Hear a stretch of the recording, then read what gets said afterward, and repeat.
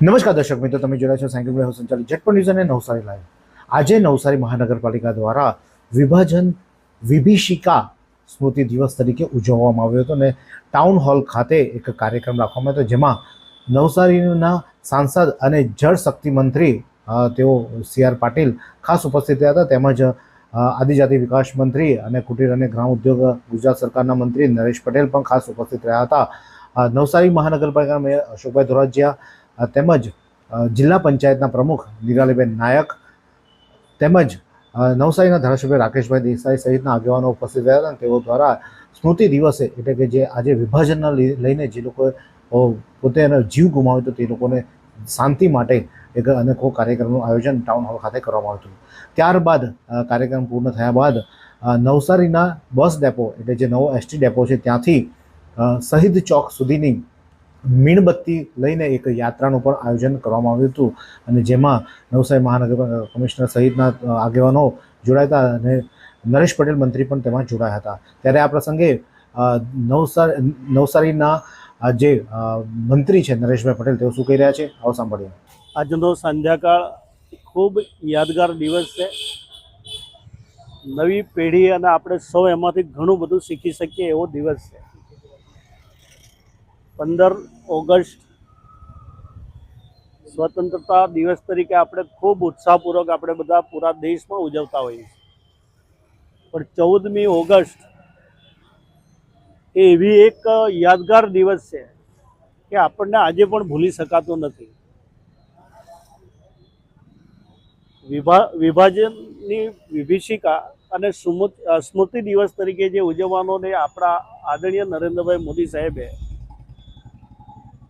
જે નિર્ણય લીધો છે એ ચોક્કસ રીતે હું ખૂબ આવકારું છું. એટલા માટે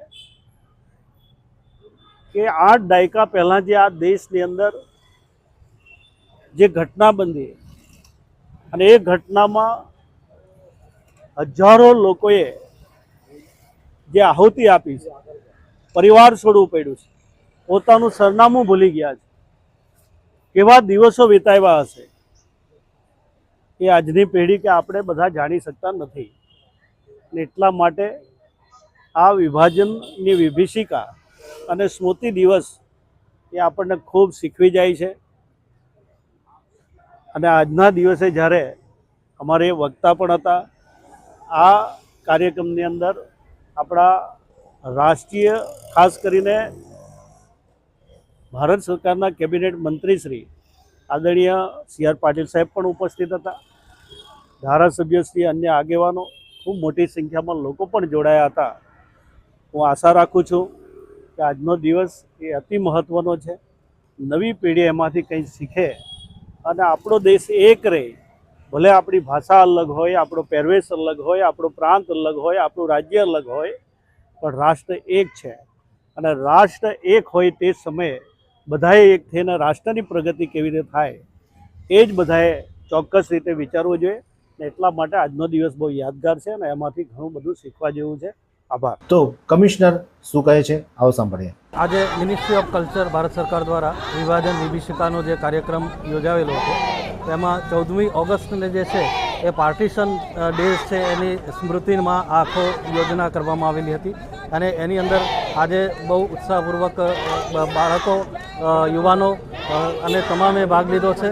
અને જે આપણે કેન્ડલ માર્ચ હતી એ પણ આપણે બહુ સફળતાપૂર્વક આયોજન કરેલું અને અત્યારે આપ જોઈ શકો છો કે શહીદ ચોક જે છે ત્યાં આપણે કેન્ડલ માર્ચનું જે સમાપન કર્યું છે અને તમામ જે લોકો સ્ટુડન્ટ છે, NCCના કાર્યકરો, વિદ્યાર્થીઓએ તમામે જે છે આને ભાગ લીધેલો છે. અને એની અંદર જે પાર્ટીશનની જે છે સ્મૃતિ એ આપણે જે આજે વાગોળી છે અને ડ્રામા પણ એક સરસ ખૂબ સુંદર રીતે યોજાયેલ છે અને એની બાદ એક ફિલ્મનું પણ આયોજન થયેલું હતું.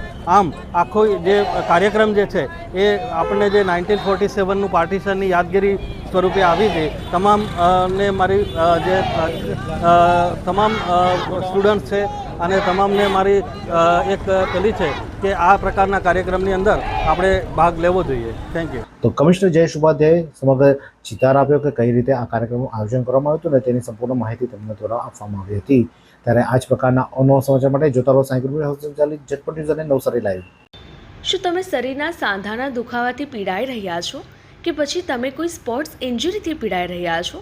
લકવાની બીમારી બાદની પીડા સહન કરી રહ્યા છો? શું તમને સ્પાઇનલ પ્રોબ્લેમ છે?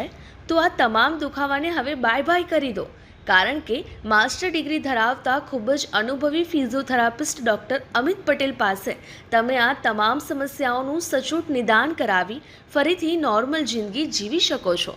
તો સરનામું નોંધી લો. Comprehensive care centre, DD street, library પાસે, અનુરાગ સારીઝની લાઇનમાં, નવસારી.